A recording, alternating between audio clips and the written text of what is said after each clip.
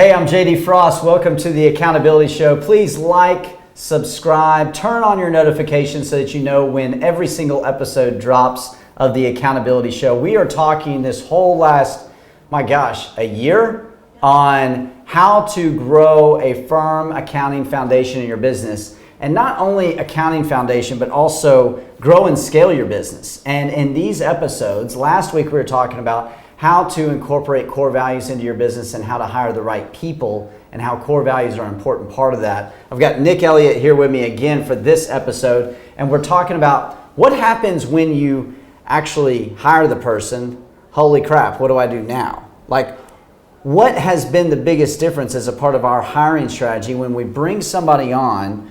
What has been one thing that stood out to you that we've done that's had the biggest impact of onboarding that new candidate? A lot of the stuff I can speak to is the HR checklist. So we have a checklist. We have a checklist. It's amazing how much I don't know about this, but he's an expert, so listen to him. Yeah. Sorry. No worries. We have learned from our mistakes. There's been a lot of them. I'm speaking about myself as well. There are so many things that when a new hire comes on that you take for granted if you've been with a company for a while. One of those things is, where do I park? Where do I bring lunch? Do y'all have a fridge? What's the passcode to the door? Yeah, you don't think about any of those things. Why is the elevator not working? Just different questions that people may bring up. And that's even before they log into their computer and do all that kind of stuff. So the main thing is having a checklist. Like actually doing their job. Doing the work. Right. Yeah. So having that checklist and then having a plan for training before they show up for that first day, before you interview, just having a plan is the biggest. And once you go through, do you go through that checklist with them when they first get there? A lot of that checklist is documents that we need to print out or keys that we need to provide them. Okay. We email the candidate ahead of time with some important notes about the office, just trying to give them not too much information, but enough to where they're comfortable to get here. Mm-hmm. So it's just as important, like when you are thinking about this hiring strategy and starting to implement some of these things, what is one of the most important, I think, mindset changes for us, not only hiring based off the core values and not on technical skills, because we can teach anything because of our training, right? Right. But also when the first few days or the first 7 days or the first 30 days is so important, just like onboarding a new client.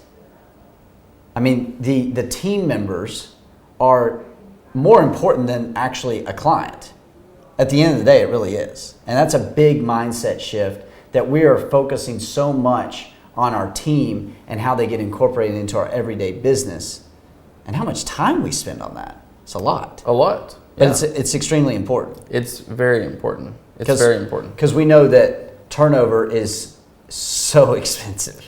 Well, if you do all this work and you interview them twice and you take 2 weeks to look at resumes and you ask them the questions and you have the get them phone in conversation and you do all these things and then you're not trying to retain, then you're just that's insanity, right? You're just repeating the process over and over with nothing to show for it. You could go, if you hire 2 people a month and at the end of a year, you hired 24 people, but none of them were there anymore. Mm-hmm. And then that's going to get you, you're going to lose a lot of confidence in your process. Right. So when we hire people, let's just give a little bit of perspective.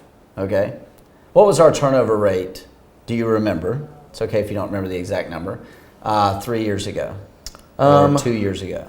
2 years ago, it was around 60%. 60% turnover 60%, rate. yes. So that means out of every 3 people, 2 people left. Is that what that means? Number of active employees throughout the year divided by current employees at the beginning of the next year. Okay. That's your turnover rate. Turnover rate. Okay. Yeah. And then what was our turnover rate after that? So if I remember 3 years ago, it was around 60. 2 years ago, it was 55. And then last year, I believe it was 26. So we've cut it in half. Yes. That is awesome. So it's working. So whenever you have somebody, you've gone through all that stuff, you got the checklist, right? What are some other things that have happened in the first 30 to 60 to 90 days that are good best practices to keep people? One of the things I really like a lot is our weekly meetings with Traction.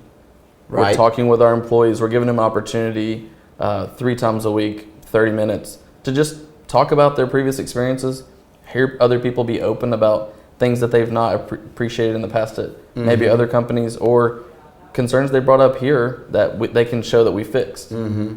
Just seeing that open communication and transparency, it makes them feel so much more comfortable being here and bringing up issues if they have them. Right. I mean, one thing that we started is that Traction meeting. And the reason that we started reading Traction is because it was a book that I was reminded by a client to start reading again in order to help me grow and scale a business in a better way, in a more systematic way. And as I was reading it, I was like, oh my gosh, this would be good for all of our team, especially our newer team members, because most people in the accounting field are coming out of school and they're used to having this routine day. Go to class, read a book, study, discuss, do team projects, things like that. And this seemed like a really easy way to incorporate and kind of go from the school life to the work life.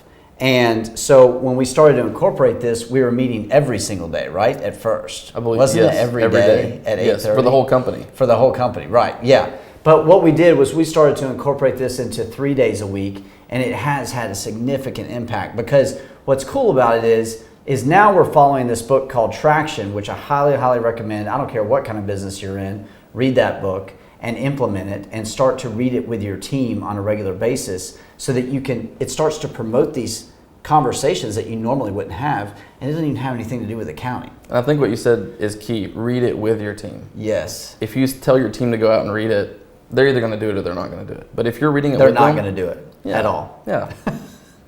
They're not going to. I wouldn't have. Right. I remember when you brought up the idea, I was kind of dreading it a little bit. Reading a book at 8:30 in the morning with a bunch of people, not my speed. Yeah. But after doing it for almost a year now, I can see what impact it has. And I think even one of the biggest things between me and you, there are things that I've told you or said to you that I would have never had the confidence to bring to your attention. Right. Had we not done that. Right. Yeah. So what else is a part of the orientation that has worked really well when bringing people on? We have a weekly checkup after 1 week. Yeah, that's my favorite one. The 7-day, it's a 7-day kind of review or evaluation or something, right? Right. So we have basically a survey that you have someone physically go and ask the questions to. You don't just email it to them. Yeah, make it important. Right. You have a meeting with them and say, hey, let's talk about the last 7 days. How's your training been? Are there things that you feel like you should know already? Just some questions that maybe will bring out some issues that they're having in the first week. A lot of the time starting a new job, you're not going to bring up issues like, hey, the onboarding process wasn't very well, in the first 5 days. Yes, yeah, exactly. So you have to, and asking them, hey, do you have any issues? That's not specific enough. Right. So having that touch point when they start and say, hey, next Monday, we're going to meet and we're going to discuss some questions, and just having that for them. Also, when you have those interviews or those questions after 7 days, sending a follow-up to the manager and to you, to the owner of the company, and just giving them a recap. Hey, here's some highlights. Here's some people that really helped them in the first week. And then it shows you more about not just that employee's onboarding process, but the team's collaboration. Right, yeah, those things are so powerful. So within that 7-day, and there's a 30-day? 7-day, 30-day, and then 90-day. And then 90-day. Yeah, so incredibly important, and it has had such a big impact. So when we're talking about keeping good people, I think of one word that comes down to finally finding the right people. It's intentionality, being intentional and leading with those core values first. Yep. And not caring about what their ability is for us to prepare a tax return. We can teach that, like you were saying. Kim Irvin always gets on to me and I say that it's easy, right? It ain't easy. We know it's not easy, but it's simple when you start to lay it out that way. Yeah, just follow the plan. Right, yes, exactly. And so deciding and making that decision that hiring is going to be a priority and we're going to do it the right way. And what we've been talking about in this episode is the right way. It works. We've gone from the 60% to 55 to 24%. What do you call it again? It's retention, but that was attrition. Attrition. Okay. Turnover rate. That's what we were looking for. And then we also went down to what? Like 8 employees at one time? I think we were at 12. 12 was the lowest. And now we're up to what? 31. 31 in this office. We've got how many in the Croft? About 28. 28 in Croft. And now we got QBO adding to that as well. Yes. More HR for you. And so we're continuing to grow, and that culture, what's happening now is we've been merging other companies in with us too, is the Traction book actually is what's creating that unity and culture, and then also writing your goals down twice a day and the daily ledger. That is what's starting to bring people together, because now it's starting to kind of like cross-pollinate. That's what I'm seeing that's happening. Yeah, and you'll see team members, they bring up this communication in those Traction meetings, and they're talking about it, and you can show that it's important to them. And then you'll hear it in another meeting from one of them spreading it throughout the company. Right. It becomes contagious. Yes. People are bringing up topics, referring back to decisions they made because of what they read in Traction. Mm-hmm. Then one of the other things that I want to mention, I want to make sure of this, because this has been something that has had an impact directly on me and also some of our other employees, but how important a PIP is. Why don't we talk about a PIP real quick before we end this episode? Yeah, so a PIP, put me on the spot with the acronyms. Performance Improvement Plan. Yes, there you go. Yeah. That's what I'm talking about. So a PIP generally may be viewed as like a last-ditch effort after you've had communication or feedback with an employee. But a PIP is kind of, here are some basics that you are not doing in your role. They're required for your job. We're communicating that you haven't done these, and we need to see improvement. Here are some ways we're going to help you improve. Do you feel like you need retraining? Tell us what items you want us to go through with you again. And it's really the ownership of the company or the leadership team to train and get them through that PIP. Right, yeah, and as an owner, what's been cool for me is, like, I don't know about you as an owner, if you own a business or if you ever manage people, but as you're sitting back some days and you're like, man, I wish so-and-so would just do this, or I wish they would just do this, or they never do this part of their job. Like, it's instant, time for a PIP, right? Yep. And it's not a disciplinary thing. It's not this 1, 2, 3, 4 strikes you're out or whatever. It's literally putting together a plan and trying to understand and officially being intentional on trying to improve someone's performance. Right. But you got to have those different responsibilities defined in order to tell them, hey, you're not doing what we asked you to do, right? Right. And how often are you updating those roles and responsibilities? Updating it on paper, not as much as I should be. Not as much as we should be, probably, right? I mean, so we still have room for improvement. Right. But at least we got something on paper. We did go through everybody's once. Yes. And that was a huge difference. You'll even still hear people say, like, well, hang on, this isn't in my scope. That's not my role and responsibility. Not my mind map or whatever. Well, hang on. Do we need to fix the roles and responsibilities? Right. Or do we need to figure out a different process for where this should go? Yes. Yeah. And having that clear, transparent way that you are hiring people and that you are retaining people, and for your communication to be across the board so that everybody understands that's how it works, is huge, because you'll have team members saying, hey, this isn't really in my lane. I want to make sure that I'm doing exactly what I'm supposed to be doing.